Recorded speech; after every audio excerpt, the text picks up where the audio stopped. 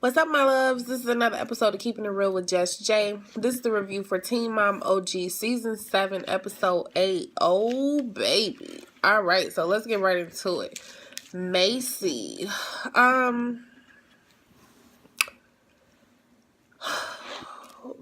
You know what I will say about Macy? She don't really have a lot of drama. And I fuck with that. She provides just enough for the show. I'm going to let y'all into my life, but it's not going to interrupt the normal everyday process that we have going on. She has maneuvered the reality TV world in a very strategic and intellectual way. So it's like when I'm doing these reviews, Macy is always first because it's not a lot of drama revolving her. But anyway, Mackenzie's son looks just like her. Like, he is the spinning image of her. And it was so cute. He was blowing out the little candle. I'm like, oh, so sweet. I got baby fever, y'all. Macy taking a girls trip. I thought that was really good because it shows that moms and just people period need recharges. And I like that, Taylor was like, okay, babe, go ahead, I got the kids, go have your little girls time, have your me time, do what you need to do. I really like seeing that because as women, we're nurturers by nature, so very rarely do we take the time to take care of ourselves in the way in which we should. And we have to recharge our minds, bodies, and spirits. So I was like, yes. Ryan and Mackenzie had their bachelor and bachelorette parties together in Vegas. Even though they're already married, they're going to get remarried. And they invited Ryan's parents. And they were just like, I think that they're just like such a super cute couple. Because you could tell that there is love. I don't know how many years they've been married. I think it's over 30. But it's just like, I love seeing Ryan's parents because they're so freaking cute together. I'm like, yes. Mackenzie started tearing up when they were having the spa day. And, she was like, she didn't really want to delve into or talk about when she got married, when they first got married, because she was like, that's when everything started unraveling, and she teared up. And I was like, man. But so she wants to do over. There's nothing wrong with that. She's sticking by her husband. She takes her vows seriously, obviously. She wants everything to work out. So I really do hope that, this do-over is everything that they need and want, and that they're able to have a happy and successful marriage. Because marriage is not to be entered into lightly. All right, so let's get on to Caitlyn. I love seeing Caitlyn and her mom at lunch. April looks so freaking good. Her skin is clear. Her overall disposition was so peaceful and positive. Because I have seen some volatile moments between Caitlyn and April, normally initiated by April, and I was just like, man, she's in such a better place and space, and it shows. And I was like, oh, I'm for it. Yes, I'm all about the progress.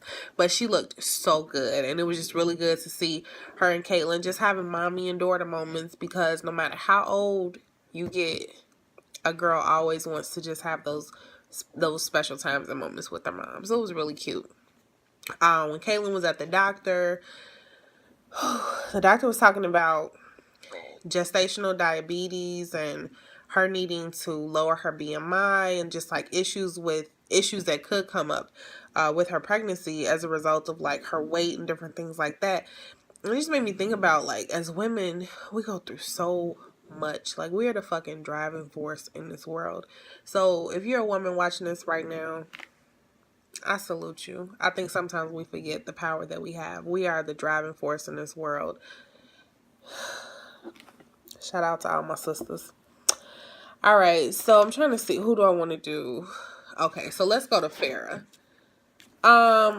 First positive thing I'll say is that she takes some amazing ass trips. When I say she is living her best life when it comes to that, kudos to you, Farrah. Kudos to you. All right, now that we got the positives out the way, let's get on to the not so good. It's so hard to watch her and Deborah interact, because I'm like, at this point, why the fuck do you even invite your mama to come around? You do that shit to antagonize her. you keep fucking with her, and it's almost like somebody like fucking with a bear. And like then when that motherfucker attack, you gonna be sitting there looking crazy like, oh, what happened? She keeps antagonizing her mom, and her mom be doing her best. Like she stay calm, and she be like, like she stay calm, but then it's like, okay, she be like, okay, let me keep fucking with me. I'm gonna do this little dig. So when she did that little dig and she mentioned Simon, Farrah got real mad. But Farrah, you have been fucking with your mother anyway. What you even asked about her, how her wedding was going? One, you don't plan on attending. Two, you don't like her soon to be husband. So why the fuck even ask? You knew that shit was gonna go left real quick. So it's like you do shit to make your mom mad. But then what really got me? Wait, let me go back. Farrah got a sister. Okay, so now I watch Teen Mom faithfully. Maybe I missed that part. Has she mentioned her sister before? Because I was like, when she said, why don't you have your other daughter? And I was just like, other daughter? Like, what? Why you just don't fucking say your sister? I was very confused by that. Yeah. Deborah just needs to take a step away from Farrah. Like, it's okay to love people from a distance when what y'all doing is not working. And I mean, like, the crazy part is they've been to therapy. So it's like you would think that they would be more involved in their relationship. But it's almost like they've taken, and I don't want to even say they, but it is like, because it's one of those things where it's like, okay, Farrah is the initiator in a lot of this shit. And it could easily be cut off if Deborah was just like, I'm not going to engage you today. But Deborah wants so badly to have a relationship with her daughter that she's like, I'm going to take it like for what it is. And I'm going to put up with this abuse and put up with a smart ass mouth because I love my daughter. But at what point do you say, okay, this is my limit? Now, you getting ready to enter into this marriage with a whole new man, and for whatever reason, she just doesn't seem to like him. I think the guy, overall, he seems to be a cool guy. He's not really into the reality TV shit, which is cool. That's not for everybody. That's not the lifestyle that everybody wants to live. But he don't put up with fair shit. He's not going to be disrespected, and I'm with him on that. I don't care if you older or not. Like, people do not get to talk to you in any kind of way. You cannot treat people like shit. You cannot talk to people like shit. It's just a level of respect that you should have with anyone. Everybody deserves respect until they give you a reason to show otherwise. And David has not provided that. Like, nothing that they've shown on the show that he's done would validate like any of the shit that she be doing. So it's like you don't have a real reason to dislike him. The reality of the matter is that both your mother and Michael, aka your father, because I don't like that you call his ass Michael, but both your mother and your father are evolving and they're moving forward in their lives. And even though you have so much success on the professional side, you're in neutral when it comes to your personal life. And it ain't nobody's fault but your own at this point. Like, you have such an ugly character, and I'm sure, I don't even want to say I'm sure. I would be like, oh, maybe this is for TV, maybe this is that, but like, I've seen multiple interviews, and it's like across the board, she just has a very nasty demeanor, and you too blessed to be like that. Like, what are you so angry and upset about? And whatever it is, even if you feel validated in being angry and upset, go seek some fucking help. Like, you got too much fucking potential. You got a lot of fucking money. You got these businesses that are thriving. Somebody said she got a podcast. You are in the adult entertainment industry, so you have multiple streams of revenue. So it's not like you're financially strapped. You just seem unhappy, and you want to lash out on not even everybody, because you directed at your dad, but it's like minimalized, but you throw that shit in like groves at your mom. And I'm just like, god damn, like, I would have been cut your ass off. Like, we gonna have to talk like once a week or something. But no, I don't want to go on any trips. No, I don't want to do this. And I think that Deborah stays around on the strength of Sophia. She wants to have a relationship with her granddaughter and her daughter. But at what cost? Like, shit, she be stressing me out. I be watching this shit like, god damn, Farrah, like, You like, why do stop bringing this woman around if all you gonna do is be upset? Y'all in fucking Italy, that shit looked beautiful and gorgeous, and you sitting up there when she called her mama a bitch.